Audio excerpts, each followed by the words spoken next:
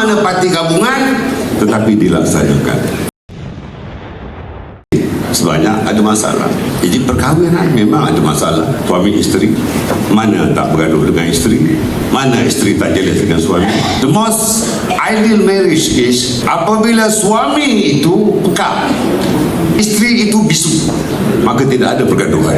Kalau isteri bising, suami peka, dia tak dengar apa-apa. Kalau isteri itu bisu, kalaupun telinga tak peka, isteri tak boleh cakap apa-apa. Perkahwinan politik tidak ada yang peka, tidak ada yang bisu. Masalah mesti ada, tetapi selesaikan masalah itu dengan baik-baik. Dan saya menghormati Yang Amat Datuk Seri Anwar Ibrahim. Beliau tidak peka, beliau tidak bisu.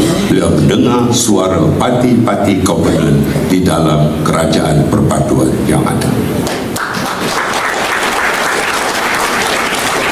Itulah sebabnya apabila kita mengusulkan supaya dikaji separuh penggal kerajaan madani, ianya bukan sahaja diterima di peringkat parti-parti di dalam kerajaan perpaduan, tetapi perkara itu telah dibawa ke kabinet.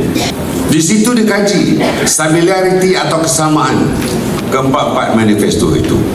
Kita ambil di mana perbezaan, kita murnikan. Kita dapati bahawa kerajaan madani telah mengusulkan, telah menyarankan dan telah melaksanakan 167 inisiatif yang tidak pun dijanjikan di dalam manifesto mana-mana parti gabungan, tetapi dilaksanakan.